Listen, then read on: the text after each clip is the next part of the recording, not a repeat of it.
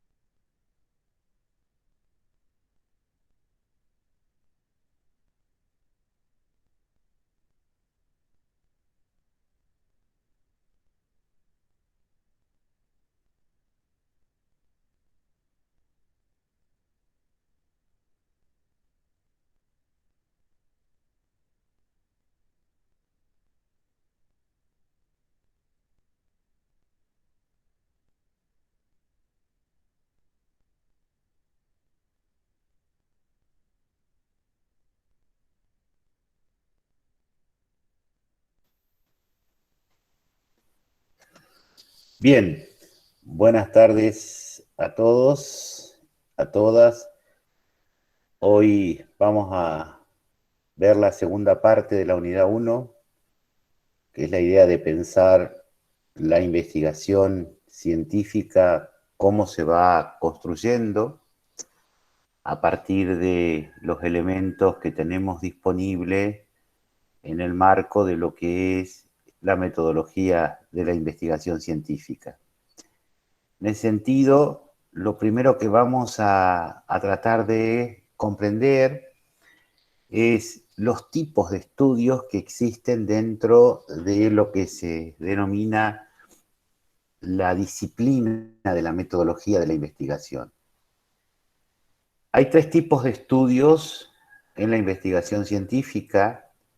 El primero, más sencillo de todos, es cuando necesitamos conocer sobre un tema o un problema, y esto significa que nosotros vamos a tratar de ir construyendo información sobre la cuestión que queremos investigar. En ese caso, el estudio que vamos a hacer es un estudio de tipo exploratorio, es decir, vamos a trabajar todos los elementos posibles que nos permitan a nosotros conocer en profundidad sobre el tema que pretendemos investigar. Esto significa, cuando hablamos de conocer en profundidad, es ir indagando en la literatura disponible. ¿Qué entendemos como literatura disponible? Entendemos toda la producción científica que haya sido comunicada, es decir, toda aquella producción de ese colegio invisible que decíamos en la clase anterior, que hoy nuclea a la totalidad de los investigadores que existen en el mundo. En nuestro campo, el campo de las ciencias sociales, vamos a tener distintos colectivos que van a responder a las divisiones que las ciencias sociales tienen, entre ellos la disciplina del derecho. Entonces, este estudio exploratorio va a significar proceder a la búsqueda de material en Internet. En otros tiempos diríamos en lo que son las bibliotecas, es decir, aquella producción científica que existía hasta no hace muy poco tiempo en los reservorios de soporte papel. Hoy la mayoría de la producción científica, como toda producción que se hace a nivel literario, a nivel de difusión, a nivel de comunicación científica, se produce en Internet. Para esto, lo que tenemos que tener la precaución es que esta producción debe estar validada por algún tipo de grupo o consejo a fin de que se pueda evaluar si la misma puede considerarse una producción científica o no. Para eso existe lo que se llama un comité de pares, un comité evaluador o un comité de referato que va a determinar si la producción que se presenta responde a la investigación científica o no. En consecuencia, ustedes tendrán que ser muy cautos a la hora de ver cuál es el material que van a seleccionar en ese estudio exploratorio. La segunda forma de encontrar ciertos antecedentes sobre la temática es ver otros estudios o otras investigaciones que se hayan hecho al respecto, que muchos ya se encuentran, digamos, publicados de estos trabajos en la web. Hoy por hoy, como decía en la clase pasada, la mayor parte de la producción se encuentra disponible en Internet. Esto facilita dos cosas. En primer lugar, facilita la velocidad con que el conocimiento llega a ese colegio invisible, al conjunto de investigadores que existe en el mundo. Y por el otro lado, presentan la facilidad de que son de un acceso libre y gratuito. No todas las bibliotecas virtuales son libres y gratuitas, pero sí es cierto que hay una gran cantidad de producción que se encuentra accesible para cualquier persona en la web. En consecuencia, este estudio exploratorio que nosotros haremos sirve de base para encarar próximos procesos de investigación o sirve de base como para decir, no tiene sentido investigar sobre un tema porque ya hay una producción suficiente al respecto que lo único que podría hacernos es aportar muy poca cosa sobre lo que pretendo investigar, porque ya está la producción hecha por otros sujetos que implican que conozcamos sobre esta cuestión en profundidad o al menos conozcamos qué es lo que ya se ha hecho al respecto. El segundo tipo de estudio es cuando nosotros procedemos a tomar un objeto de estudio y poder describirlo. Esta idea de poder describirlo, obviamente que va a significar un conjunto de herramientas que nosotros tenemos que aplicar como proceso de investigación para poder llegar a hablar sobre las características que ese objeto de estudio tiene. Es decir, poder describirlo a ese objeto de estudio lo suficientemente amplio y poder comprenderlo mejor. Y luego existe un tercer tipo de estudio donde nosotros tenemos que construir un nuevo conocimiento sobre el objeto. Esto significa de que es algo que no exista dentro del colegio invisible sobre ese objeto de estudio que nosotros nos planteamos. Por ejemplo, encontrar la explicación sobre por qué las personas producen un homicidio, ¿ya?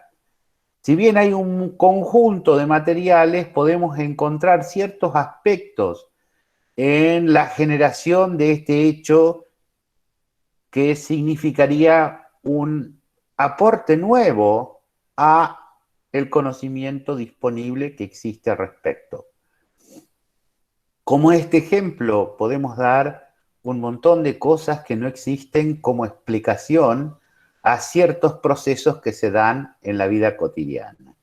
Y esto significa la posibilidad de poder aportar un nuevo conocimiento a ese mundo que conocemos del conocimiento científico. Entonces, en síntesis, nosotros tenemos tres formas de producir conocimiento y poder sistematizarlo a partir de la metodología de la investigación. El conocimiento exploratorio, el estudio descriptivo que va a producir un mayor conocimiento sobre ese objeto de estudio y finalmente la producción de un nuevo conocimiento que es algo que no exista dentro del Colegio Invisible o dentro de lo que es el conocimiento disponible para la humanidad. Bien, les pido que los que quieran participar y preguntar son libres de hacerlo, podemos volver a repetir los conceptos o podemos explicarlo desde una perspectiva distinta que les sea más fácil para poder acceder al mismo. Bien, entonces así aparece dentro de este espectro de la metodología de la investigación algunos estudios que no son totalmente vistos como producción del conocimiento científico, pero sí que consideramos que tienen cierta rigurosidad desde el punto de vista científico, que son considerados como antecedentes o como una suerte de explicación de qué es lo que puede suceder con un tema. A ver, vamos de nuevo entonces, de acuerdo a lo que me están pidiendo. Un estudio exploratorio es aquel que va a nutrirse al grupo de investigación o que va a nutrir al grupo de investigación de información relevante sobre el tema que quiero indagar. Definido ese tema, tendré que ver cómo lo voy acotando a definir un objeto de estudio que después vamos a ver cómo se produce esto. Ese objeto de estudio va a tener mucha información disponible en el Colegio Invisible, es decir, va a haber muchos otros científicos que hayan indagado sobre el tema. Otra gente ya ha investigado sobre ese tema. En consecuencia, ya conoce un montón de cuestiones que hacen a ese tema que voy a investigar. A partir de ahí, lo que hago es recopilar esa información para yo conocer más sobre ese tema u objeto de estudio. En consecuencia, lo que hace un estudio exploratorio es conocer más sobre el tema. No hay una descripción, no hay una explicación sobre el tema, simplemente recoge la información y la sistematiza. ¿Queda claro? De esta manera, los estudios explicativos son aquellos estudios que se realizan a partir de una investigación científica y que da a conocer un nuevo conocimiento sobre el tema. Supónganse ustedes que tomemos el mismo ejemplo de antes, de un estudio que permita conocer cuáles son las motivaciones que tiene un sujeto para cometer un homicidio. En consecuencia, lo que tengo que tratar de ver es cuáles son las distintas producciones científicas que hablen sobre la cuestión. Y dentro de ellas puede aparecer algunas cuestiones que no están lo suficientemente explicadas o no son suficientes para comprender el fenómeno. De esa manera, entonces, estoy aportando un nuevo conocimiento porque yo estoy explicando otro tipo de condicionamientos que tiene el sujeto para producir el hecho. De esa manera, estoy comprendiendo una motivación más que puede tener un ser humano para vulnerar la vida de otro. ¿Ya? En consecuencia, ese estudio resulta explicativo porque me está aportando un nuevo conocimiento a lo que ya conozco. Entonces, el estudio exploratorio informa.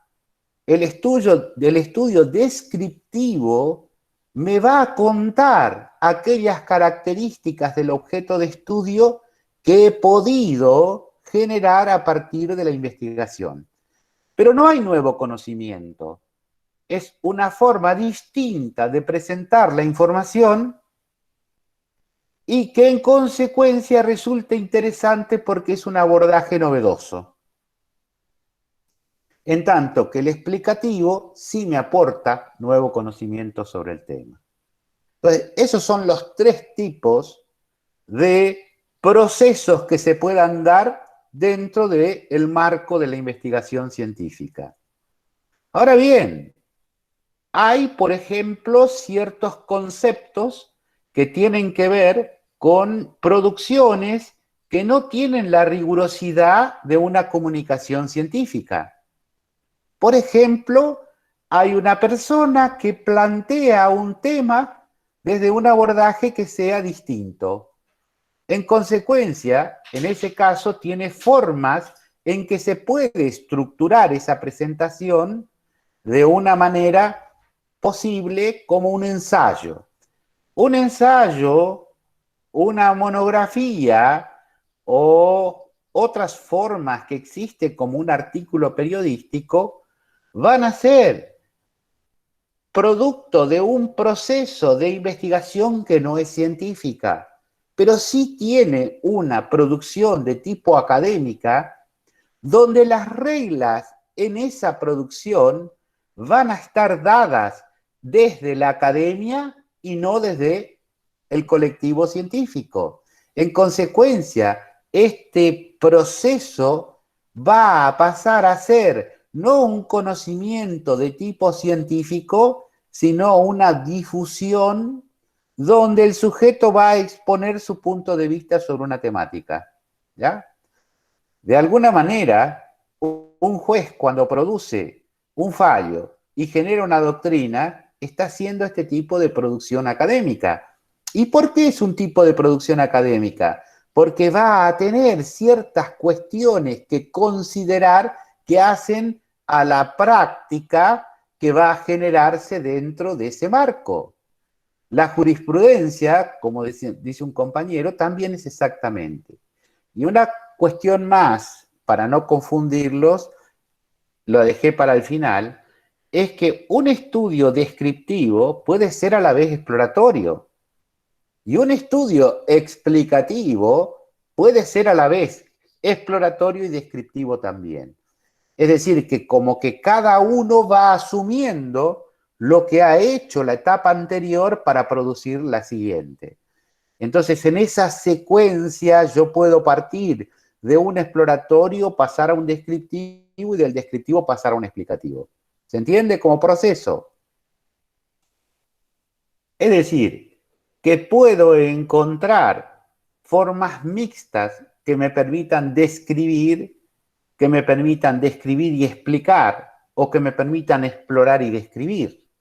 Lo que sí es cierto, que yo siempre voy a necesitar una exploración previa para poder comprender mejor el tema que voy a presentar, voy a estudiar, ¿se entiende?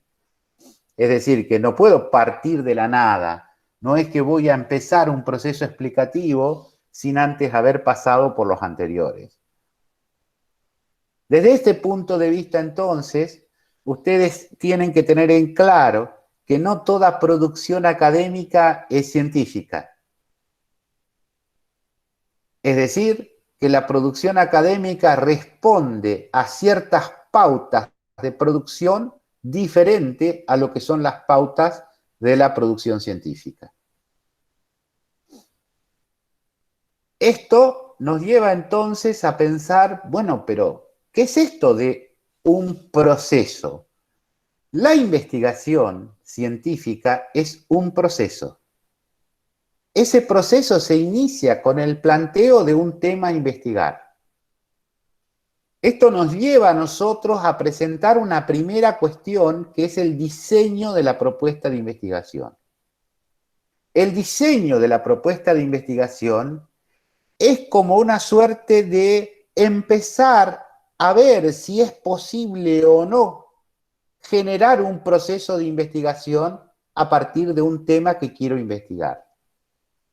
Ese diseño va a transformarse en proyecto cuando sea aprobado por un modelo de evaluación que puede ser un comité de pares, puede ser un comité de referato, es decir, hay otros colegas científicos que van a producir una aprobación de ese diseño.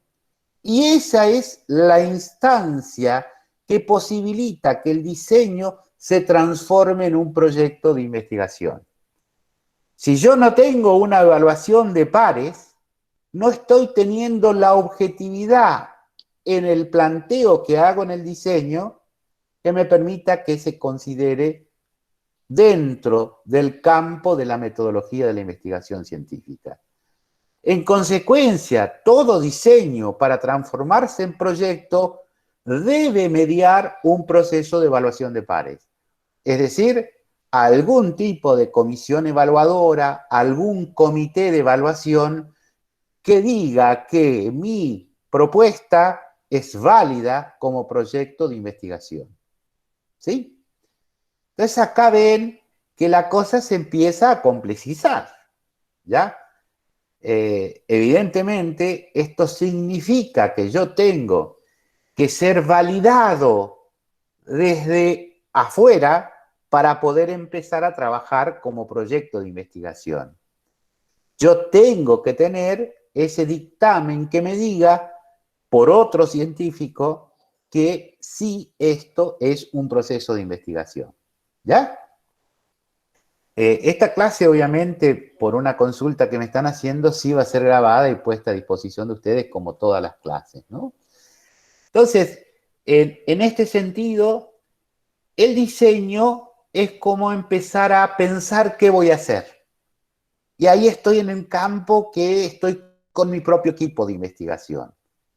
Es bueno tener equipos, por eso les proponemos a ustedes hacer el trabajo en equipo, porque muchas veces un diseño que está hecho por una sola persona entra en la subjetividad, que significa la opinión, digamos, solipsista en la que puede estar un sujeto.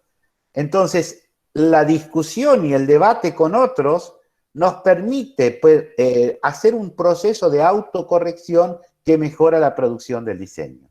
¿Ya?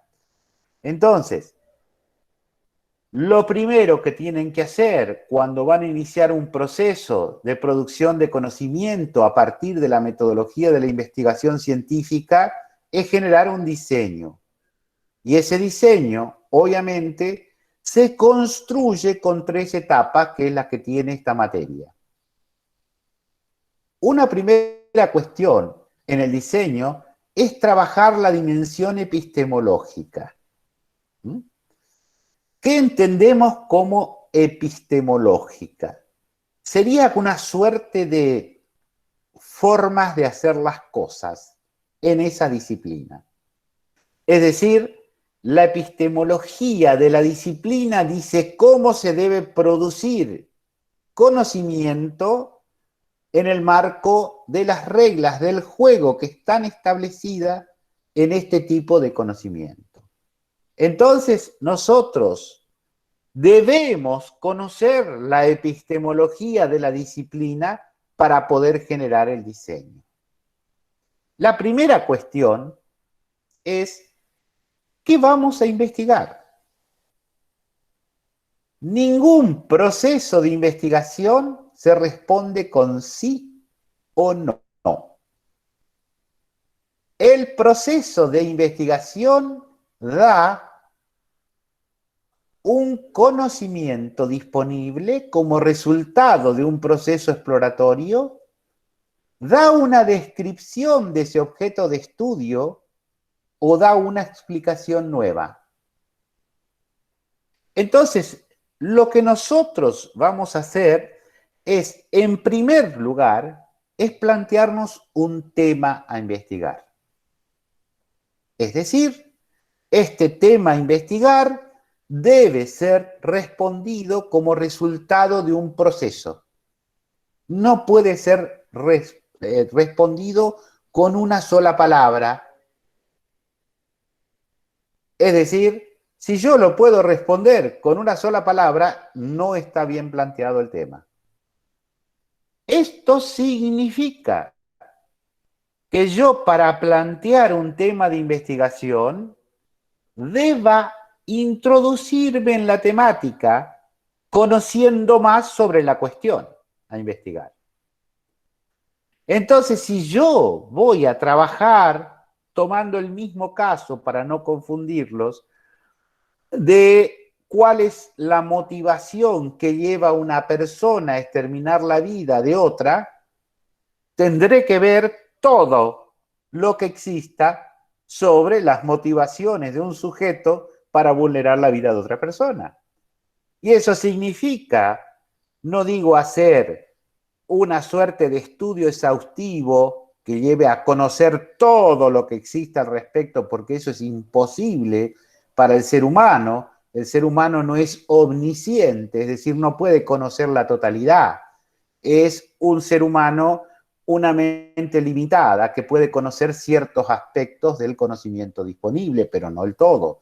Para eso hay inteligencia artificial que sí permite conocer absolutamente todo, porque lo hace a través de un proceso de algoritmos de tipo cibernético, es decir, donde ya la mente humana no alcanza a cubrir la totalidad del conocimiento disponible.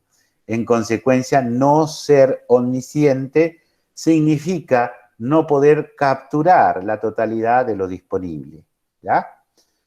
Desde ese punto de vista, entonces, lo que nosotros tenemos que ver es qué es lo que podemos tomar como base para entender qué conocemos y qué no sobre ese tema que quiero indagar.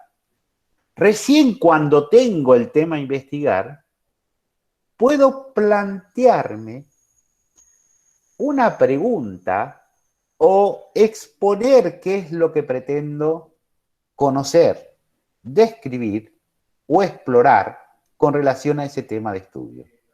¿Ya? En el caso anterior, tendré que ir como delimitándolo, es decir, tendré que ir viendo qué aspectos son los que me interesan, los sociales, los económicos, los políticos o los psicológicos, ¿ya? Es decir, tendré que ir como una suerte de encuadrando lo que pretendo hacer, porque cada una de estas dimensiones tienen una polisemia absoluta. ¿Qué quiere decir una polisemia? Quiere decir que tiene múltiples formas de poder hablar de la cuestión. Entonces, esa polisemia significa que hay múltiple producción sobre el tema que quiero indagar, ¿ya? Entonces yo, a partir de ese tema, es como que empiezo desde una gran cantidad de información que empiezo a conocer, a acotarla. Entonces es como un gran embudo. Voy bajando, bajando, bajando, hasta llegar a plantearme una gran pregunta, que es la que va a orientar todo mi proceso de investigación. Lo que se llama el planteo del tema a investigar. Este planteo del tema se va a terminar de configurar con una pregunta que va a definirse como objeto de estudio. Y ese objeto de estudio, a su vez, va a tener un acercamiento a través de diversas preguntas orientadoras que me hago. Y estas preguntas orientadoras justamente van a ser posibles de formular en la medida de que yo conozca sobre el tema que voy a investigar. Si yo no conozco el tema que voy a investigar, no me voy a poder formular preguntas orientadoras, ¿ya? Y esto nos llevará a la definición de los objetivos, que todo esto lo vamos a ver en la unidad 2 en detalle. Ahora lo que estoy haciendo es una descripción del proceso en su conjunto, a lo largo del mismo, ¿no? Después en cada unidad vamos a ir desarrollando cada parte. Una vez que tengo en la dimensión epistémica estos objetivos, es cuando voy a plantearme qué es lo que yo supongo que voy a encontrar con el proceso. Y ahí formulo desde el enfoque que tenga la investigación, hipótesis o anticipaciones de sentido, que son las dos formas de predecir lo que uno va a encontrar. Más adelante ya vamos a ver en detalle estos aspectos, digamos, cómo construir la hipótesis o cómo construir la anticipación de sentido en función del tipo de investigación que pretendo hacer, ¿no? Y ahí voy a reseñar los antecedentes que tenga la investigación.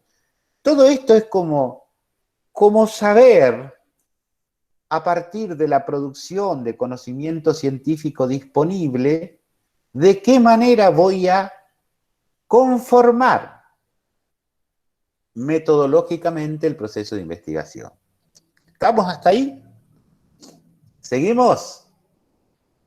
A ver, como síntesis, entonces, yo no voy a plantearme como objeto de estudio si le gusta a Rosita el color rojo, ¿ya? Porque esto es si le gusta, no le gusta. Ahora sí me puedo plantear cuáles son las razones por las cuales Rosita se siente motivada a aceptar el color rojo como su preferido. ¿Se entiende? Ya ahí entro a una suerte de respuesta compleja que tengo que trabajar explorando cuáles son las razones por las cuales una persona gusta de un color, ¿ya? Y después tendré que ver si eso es una cuestión cultural, si es una cuestión psicológica, si eso es una cuestión sociológica, y ahí entonces empiezo a plantear algo más acotado. Es decir, que mi objeto de estudio será cuáles serán las razones psicológicas que hacen de que Rosita se sienta atraída por ese color. ¿Ya? ¿Se entiende esto? Entonces, como ven, es como que planteo un gran tema y después lo voy acotando hacia algo que sea más posible de producir conocimiento al respecto. ¿Ya? A partir de ahí, es como que yo me tengo que poner a pensar, y bueno, ¿y ahora cómo lo hago? Es decir, ya sé qué quiero hacer, ahora tengo que definir cómo lo hago, ¿no? Y ahí aparece la segunda dimensión. La segunda dimensión del proceso es la dimensión estratégica o metodológica. Esta dimensión estratégica nos va a llevar un buen tiempo trabajarla. Son las herramientas y las definiciones metodológicas que permiten que el proceso de investigación se lleve adelante.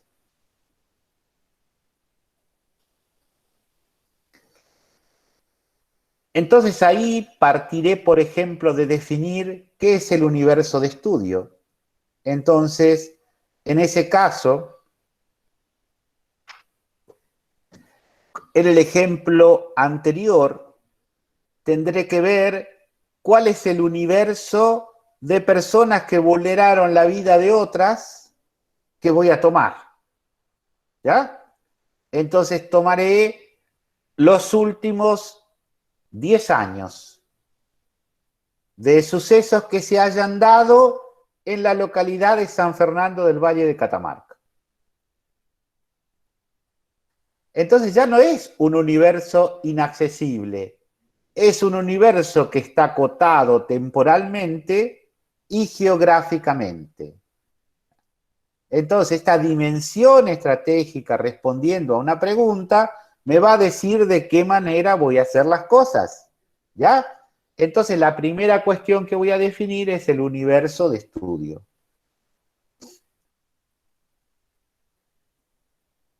Y luego, puede ser que ese universo sea tan amplio que no pueda llevarlo adelante. Entonces, tomo una muestra. Y esa muestra va a cumplir con ciertos requisitos que va a acotar el universo a un número manejable de casos. Esa muestra ya vamos a ver en la unidad correspondiente cómo se construye, cuáles son los tipos de metodologías de cálculo de la muestra. Una vez que tengo la muestra, ya sé la cantidad que puedo manejar. Eso define, por un lado, el costo, por el otro lado, el tiempo que me va a llevar a hacer el proceso de investigación, y en tercer lugar, la cantidad de personas que necesito para llevarlo adelante. A lo que vamos a denominar el trabajo de campo, que es el trabajo donde vamos a interactuar con esto que llamamos objeto de estudio. Entonces, el objeto de estudio viene definido de la dimensión epistémica. Y aquí en la dimensión estratégica, lo que ese objeto de estudio me va a definir es cuál va a ser la unidad de observación. Es decir, aquellos sujetos que cumplan las condiciones para ser observados, la vamos a denominar unidad de observación. Es decir, la persona que haya vulnerado la vida de otro en ese tiempo y en esa localización. En consecuencia, esa unidad de observación tiene que estar claramente descrita. No puede ser cualquiera el que puede ser objeto de estudio. Es decir, tiene que ser una unidad de observación definida muy claramente. ¿Ya? Y por otro lado, ¿qué le vamos a preguntar a esa unidad de observación? Eso es otro tema que va a surgir de la dimensión epistémica. Con las preguntas que yo me he generado, voy a describir claramente qué le voy a preguntar. Ahí aparece entonces un nuevo elemento que es la unidad de análisis. Es decir, a ese sujeto no le voy a preguntar cualquier cosa. No le voy a preguntar 10 días de entrevista, sino que voy a ser muy preciso en qué cosas estoy analizando. Entonces voy a acotar el proceso a hacer un guión, una guía, un instrumento de recolección del proceso que me permita describir el análisis que pretendo. ¿Ya? Entonces ahí vamos a empezar a diseñar las herramientas para el trabajo de campo, que nos va a llevar bastante tiempo, prácticos que van a tener que realizar más la producción que hagamos en la teoría, ¿no? ¿Por qué? Porque aquí, sí, escucho. Profesor, por ejemplo, se me ocurre que mi objeto de estudio puede ser querer saber cuántos casos, por ejemplo, de vejaciones o o de abuso de poder existentes dentro de las fuerzas llegaron a juicio. Si lo, Bien, ahora el tema es que cuando empieces a indagar vas a tener que delimitarlo un poco más, claro, y porque lo que estás después, planteando es bastante difuso, sino que vas a tener que ver, en primer lugar, una red de conceptos que te permita explicar qué es una vejación, qué es un juicio. O sea, siempre yo tengo que ir delimitando el objeto de estudio con una red semántica conceptual que me permita abordarlo.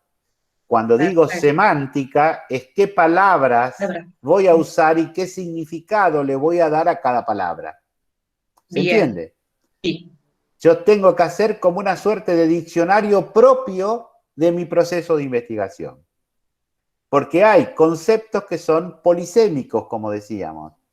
Al ser polisémico, existen múltiples definiciones al respecto. En consecuencia, yo me tengo que centrar en posicionarme en una de las acepciones. Por eso hablo de una red lógica de conceptos, porque esa red lógica de conceptos van a estar encadenadas entre sí para poder describir, explorar o explicar el fenómeno que estoy analizando, ¿no? Entonces, en Profe, el caso que planteabas vos, esa red te va a permitir a vos precisar claramente cuál es tu unidad de análisis. ¿Mm? Sí, Gracias. Bruno. Claro, lo importante puede ser que sea, cuando usted se refiere a delimitarlo, que podamos, digamos, el objeto de estudio pueda ser delimitado según el tiempo y el espacio. O sea, por ejemplo, en el caso que daba nuestra compañera de vejaciones, por ejemplo, vejaciones en un lugar determinado y en un tiempo determinado, porque si Eso no lo se puede. único, perdón, Bruno, eso lo único que hace es anclar el proceso en forma temporo-geográfica, que es lo que yo explicaba en la clase anterior. ¿Ya? La producción de conocimiento está anclada en un tiempo y en un espacio, pero no te permite a vos ese tiempo y espacio definir el entramado conceptual que te permita describir o explicar un fenómeno. ¿Ya? Eso te lo va a dar lo que se llama el marco conceptual en la dimensión epistémica. Ese marco conceptual lo vamos a ver claramente en su extensión la próxima clase teórica. ¿Ya? Pero no hay que confundir. El espacio geográfico y temporal no me define conceptos. Simplemente me ancla en un tiempo y un espacio definido. ¿Ya? ¿De acuerdo?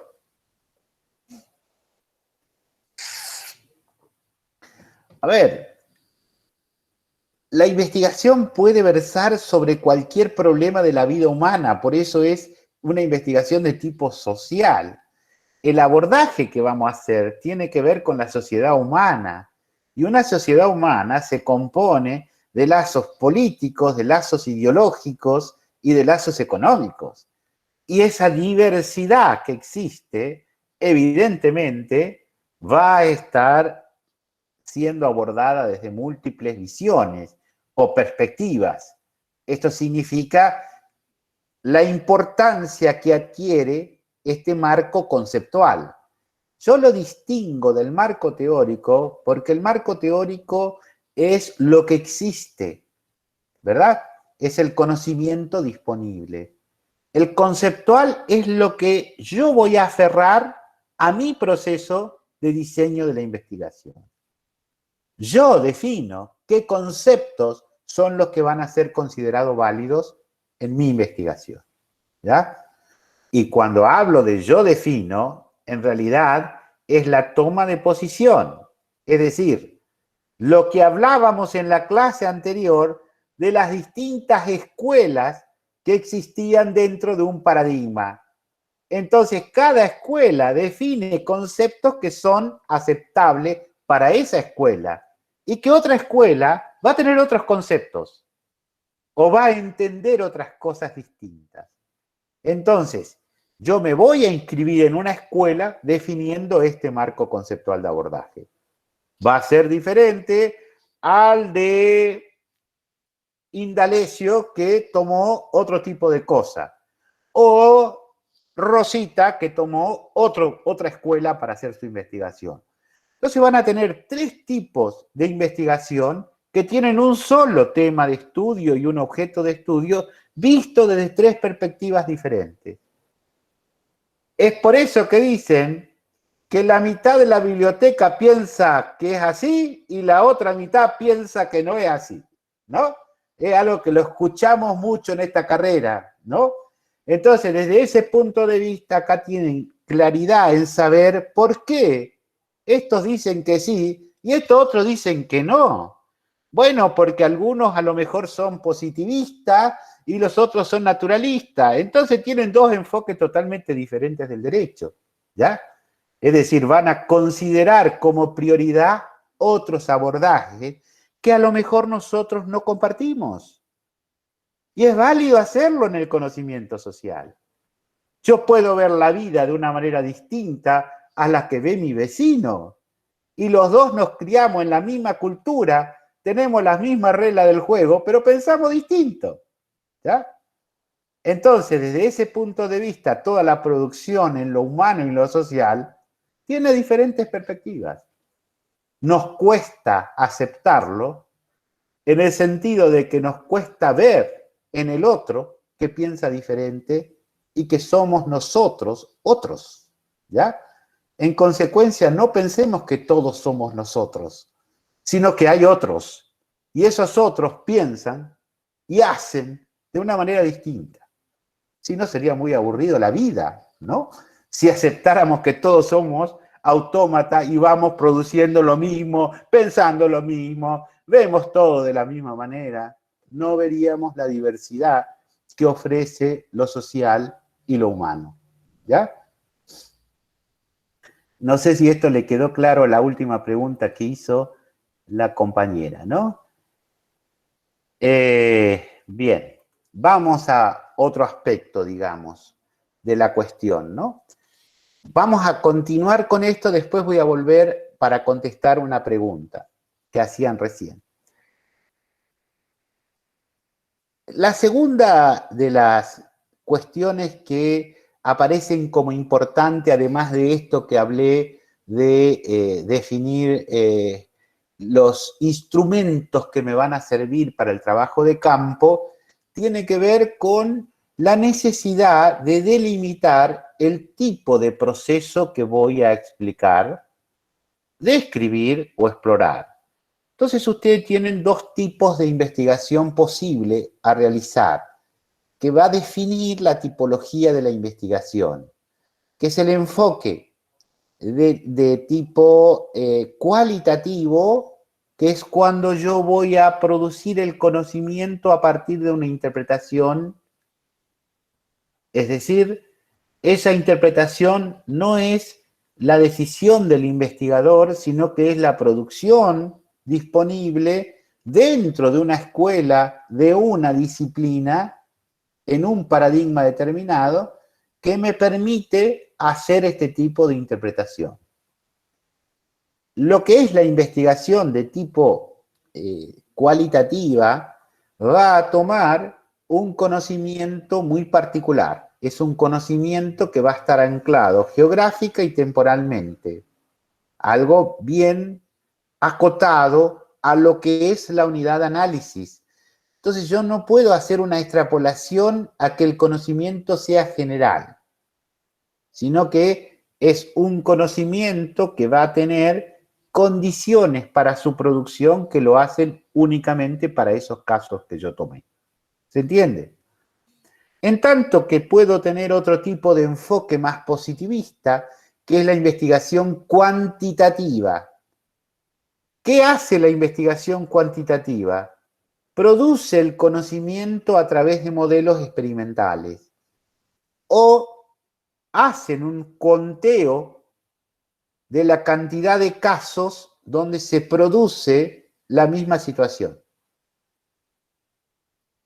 Entonces, la cuantitativa se enfoca a través del modelo experimental, en tanto que la cualitativa tiene diferentes formas de abordaje. Puede trabajarse etnográficamente, puede trabajarse con casos, puede trabajarse con historias de vida, puede trabajarse con el método comparativo constante, es decir, comparar categorías similares que van apareciendo. Por ejemplo, ¿cuáles son las condiciones para que una persona produzca situaciones de producción de música novedosa? ¿Ya? En tanto que en el otro caso sería cuántos autores trabajaron el tema de el padre en la producción de música. ¿Ya? El uno será indagar todas las posibles de clasificar y las voy a contar. Serán un 50% de la producción que toma el tema del padre. En tanto que lo otro va a tratar de indagar por qué eligió ese tema, qué tipo de temas son los que están disponibles, cómo fue la producción con relación al padre. ¿Se entiende? Va más a la producción que la persona realiza a partir de ciertos elementos que la condicionan. Lo otro sistematiza la información diciendo, Si el 99% de los casos hace de que esto sea así, en consecuencia es así. ¿Ya? Hay una inducción a la generalización, diciendo que ese es un conocimiento que puede transformarse en una ley. Es decir, la ley dice que las cosas se producen de esa manera. Pero si hoy la matemática dejó de ser una ciencia exacta, una disciplina exacta, ¿qué nos queda para lo humano? ¿Ya? El conocimiento es relativo al enfoque que uno tome. A ver, ¿qué es lo que quiere decir con esto para que no se asusten? Hoy se encuentra una situación donde no existe esta suerte de precisión que tiene la matemática a partir de ciertos modelos que se han generado, donde dice que la matemática clásica no es exacta. Es decir, hay posibilidades de que estemos en ciertas condiciones, como sucedió antes con la ley de gravedad de Newton, ¿ya? Hoy hay una suerte de explicación distinta donde nos dice, según un señor llamado Albert Einstein, en la teoría de la relatividad, que ya no existe la posibilidad de que haya una mecánica tan solo desde el punto de vista gravitacional. Hay una mecánica que se llama mecánica cuántica que surge a partir de la interpretación de que la situación de masa de un objeto al llegar a la velocidad de la luz se transforma en energía. Esto es lo que nos dice Albert Einstein. ¿Ya? Entonces quiere decir que si nosotros vamos alcanzando la velocidad de la luz, nos vamos convirtiendo en energía, nos vamos desintegrando. Y de esa manera podemos viajar grandes distancias galácticas, cosa que nuestra mente ni siquiera está preparada para entender qué es una distancia galáctica, ¿ya? Es decir, a ver, ¿les parece que nos vamos de viaje a 5 millones de años luz? ¿Qué es eso? ¿Ya? Eso que vemos como puntitos en la noche oscura en la Tierra y aparecen como luces, son quizás otras vidas, quizás otros lugares a donde podamos estar habitando. Pero para llegar a eso, la dimensión temporal de nuestra vida implica tener un medio de transporte que sea totalmente distinto al conocido. Difícil de pensar desde ese punto de vista el pensamiento newtoniano, es decir, esto de la manzana que se cayó del árbol queda totalmente fuera del enfoque de lo que es la mecánica cuántica, donde el tiempo pasa a ser otra dimensión, temporal, pero dimensión al fin. Es decir, que este espacio tridimensional que hoy conocemos pasa a conformarse con múltiples dimensiones. ¿Ya? Entonces el conocimiento humano empieza a tener fisuras. Ya no somos tan racionales como pensábamos, sino que tenemos que ver la posibilidad de que existan múltiples racionalidades, ¿no? Digo, esto también es importante para comprender a veces situaciones de conflictos judiciales donde aparecen motivaciones de los sujetos que son totalmente desconocidas para la disciplina científica que ustedes aborden para explicarlo, ¿no? Es decir, hay situaciones donde dicen, bueno, pero hubo una voz que me condujo a responder de esa manera. O ciertos espíritus tomaron posesión de mi mente e hicieron que yo operara de tal o cual manera. ¿Y ustedes, como futuros abogados, qué dirían? ¿No? ¿Qué explicación darían? ¿Cuáles son sus razones para defender a ese sujeto? ¿Ya? Entonces, estas situaciones son las que nos permiten comprender la necesidad de que el proceso metodológico va a partir, en definitiva, de lo que yo decía de la ética del conocimiento científico. Lo que ustedes puedan aplicar o lo que ustedes entienden que no está resuelto aún desde el conocimiento científico, pero pasa por ser una cuestión natural. ¿ya? Entonces ahí se cae todo el positivismo de la biblioteca, ¿y qué hacemos? ¿Dónde los tomamos? ¿Ya? Entonces, como ven, no estamos alejados de la situación de su práctica profesional, sino que estamos dando un marco distinto de cómo abordar la cuestión de la profesión. Por eso es importante generar buenos estudios exploratorios que le permitan a ustedes hacer un alegato adecuado, ¿ya? Es decir, que puedan construir una defensa adecuada, que puedan conocer más allá de lo que supuestamente conocen.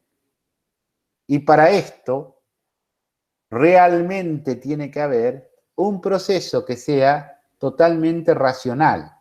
Y ese proceso racional lo da la investigación científica, ¿ya? Ahora, una vez que definí todos los instrumentos que voy a aplicar en el campo, ¿cuáles son los métodos para analizar la información que he recogido? Ese sería el cierre de la etapa estratégica, ¿ya? Es decir, la dimensión estratégica concluye con todo este aparato para la investigación que he construido. Y paso a la última etapa, que es la dimensión comunicativa, la dimensión comunicacional, o lo que se llama la etapa producción propia.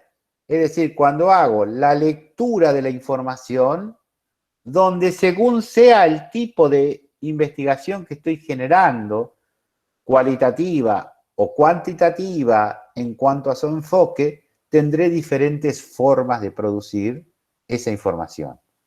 Entonces, a partir del dato que voy recogiendo, le aplico la dimensión estratégica y construyo información disponible. ¿Se entiende? Hay entonces una producción donde yo tomo este dato y lo transformo en información para la investigación. Entonces esta dimensión también adquiere de esta manera el nombre de informacional, porque es la producción de información sobre el objeto de estudio. Fíjense que acá estamos viendo una cuestión de que el sujeto que estamos produciendo va a ser un sujeto construido aplicando nuestras herramientas. Es decir, ustedes tienen que ver que lo que están haciendo es una producción del grupo de investigación, porque responde a todo lo que han elaborado anteriormente. En consecuencia, esa producción de información hace a la toma de posición que el grupo de investigación realiza y va a interpretar esa información y producir las conclusiones de ese proceso de investigación. A grandes rasgos, esto es lo que vamos a tratar de desentrañar a lo largo de la cátedra, ¿ya? Es decir, tratar de empezar a desguazar, diría mi abuela, lo que es la dimensión epistémica, empezar a ensayar qué vamos a comprender como este gran marco epistémico que tenemos que armar. Luego, cómo lo vamos a hacer y finalmente, qué vamos a interpretar como producción final. Así dicho de esa manera parece sencillo. Bueno, pero hay un largo proceso de trabajo que tenemos que ir construyendo. ¿Está? Muy bien. Entonces, lo que vamos a trabajar ahora es, en la próxima clase, un práctico que les permita a ustedes ir afianzando estos conceptos, donde de alguna manera es empezar a ir pensando cuál va a ser el tema de estudio que van a adoptar como grupo. Es decir, que van a empezar a trabajar en grupo, discutirán entre ustedes qué tema es el que más resulte interesante y a partir de ahí ir produciendo esa información a nivel de la presentación de los diferentes prácticos y parciales que vayan a tener. Un momento, por favor, voy a leer todo lo que plantearon porque es mucho, así puedo ir contestando. A ver, no se adelanten con las preguntas, les pido de alguna manera paciencia porque no voy a entrar a explicar ahora partes que hacen a los distintos momentos. El enfoque cuantitativo puede ser estadístico, pero hay otras formas de contabilizarlo. Ya vamos a ver en la dimensión estratégica cuáles son los modelos que se pueden aplicar para la lectura, ¿de acuerdo? Ni tampoco vamos a entrar a precisar otras cuestiones que hacen a los distintos momentos. Simplemente los planteo como para entender que nosotros vamos a trabajar estas cuestiones. A ver, dejen de escribir y hablen, porque ahora lo que quiero es dialogar con ustedes, no leerlos, ¿ok? Así que voy a contestar las preguntas que vayan haciendo. Profe, disculpe, yo quería preguntar de la bibliografía que subió usted, ¿cuál sería, digamos, la más recomendada para seguirla? Si se la subimos como obligatoria es porque pensamos que deberían leerla toda. A ver, lo único que les pido es que tomen a Juni Urbano, como les decía antes, que me parece lo más didáctico, ¿ya? Y para la parte del derecho, tomen el texto que está ahí de investigación en el derecho, ¿ya? A ver, vuelvo a Gracias, repetir profe. lo que dije en la primera clase. No hay un solo enfoque, hay múltiples enfoques. La diversidad de la producción en investigación científica hace posible que ustedes apelen a otros textos sin ningún tipo de problema, ¿ya? Siempre que esté dentro de un marco de de una producción que sea reconocida. Es decir, que sea una publicación, ya sea científica o de divulgación, ¿ya? Bruno, usted tiene levantada su mano.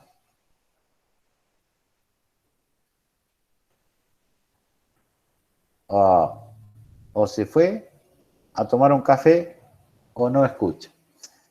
Bien, Facundo. Facundo también tiene levantada su mano. Profe, una consultita. Sí. Cuando nosotros elijamos ahora un tema para desarrollar este primer trabajo, los próximos trabajos, ¿vamos a tener que hacerlo con el mismo tema o vamos a poder cambiarlo posteriormente? Bien. Es lo mismo que vos quieras cambiarte de cuerpo, memoria y apellido cada etapa de tu vida. Probablemente haya gente que quiera hacerlo, pero en este caso no se puede. El proceso es uno solo. Se inicia en un momento de tipo epistémico y concluye en un momento de tipo informacional. Y nunca hay una solución de continuidad entre los momentos. Vos podés llegar al proceso de ir construyendo la información y tener que volver al epistémico porque hay cosas que te faltan y que no puedas realizarlas. Entonces sí tenés que tomar un solo problema y llevarlo adelante a lo largo de todo el proceso. Bien, profe. Igual me refería a la cuestión del trabajo práctico en sí. Exactamente, es a eso a lo que me refiero. Claro, entonces el tema que elegimos ahora, en el trabajo práctico número 2, lo vamos a desarrollar de nuevo. Totalmente, lo tienen que desarrollar. No es que lo van a desarrollar de nuevo, van a continuar el proceso. ¿Se entiende? Ah, se entiende clarísimo, profe. O sea, vos planteás el tema y luego las herramientas que definas en el siguiente momento van a ser con relación a ese tema. Y la producción de información va a ser con relación a ese tema. Y todo lo que tenga que ver con los distintos trabajos prácticos es exactamente el mismo tema. Por eso hablamos de un trabajo práctico integrador, no hablamos de distintos trabajos prácticos, sino que cada trabajo va construyendo el integrador. Clarísimo, profe, muchas gracias. Bien, cualquier consulta, háganla a través del campus y siempre estamos disponibles para atenderlos. Ahora sí, yo pienso que con Laurita van a trabajar la construcción de los trabajos y la conformación de los grupos. Entonces vayan ustedes cargando los grupos a través de comentarios. En todo caso, lo pueden hacer a través de un correo electrónico o comentarios en la página del aula. ¿Está? Sería bueno que ya tengan al menos una suerte de aproximación. No quiere decir esto que no cambien de tema, sino que puedan darse cuenta de que no es un tema a trabajar y que lo puedan cambiar. De hecho, puede ser esto, ¿no? Buenas tardes, profesor. Sí, Rita. ¿Qué integrantes debe tener cada grupo? Eso está definido ya en la comunicación que hicimos a ustedes. Hoy contesté una pregunta, no más de 5, y que ya es una multitud para mí. Yo creo que un grupo no puede tener más de 3, porque si no hay 2 vagos y 3 que trabajan. Bien. Bueno, gracias, profe. No, por favor. Bien, ¿alguna otra pregunta que quieran hacer?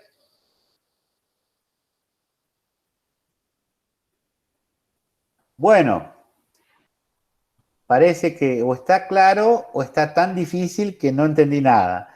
Profe, Así que bueno. Sí, Bruno. disculpe que estoy con problema de conexión, por eso se me sale. Ah, bien, bien. Tenías levantada No, la mano, por eso te sí, no, mencionaba.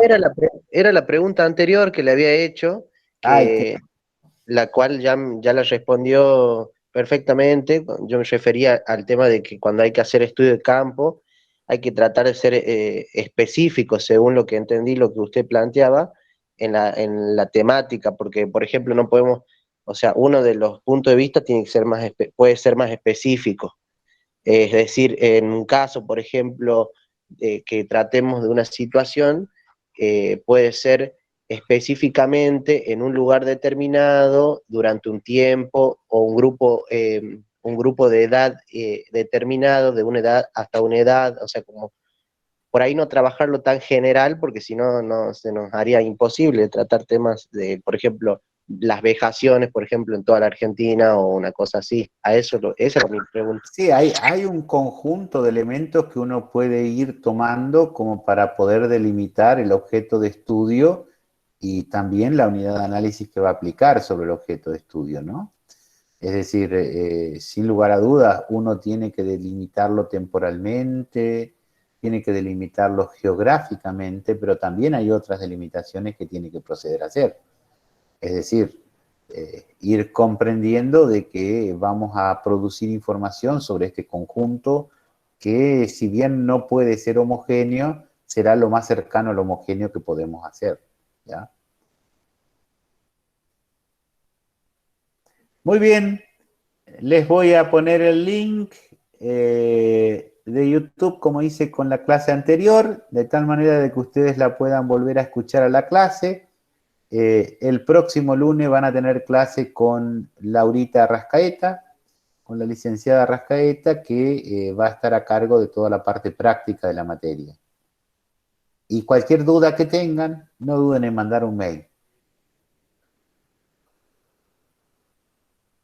Así que bueno, les deseo una buena semana y en cualquier momento nos encontramos. Gracias, profe. Nos vemos.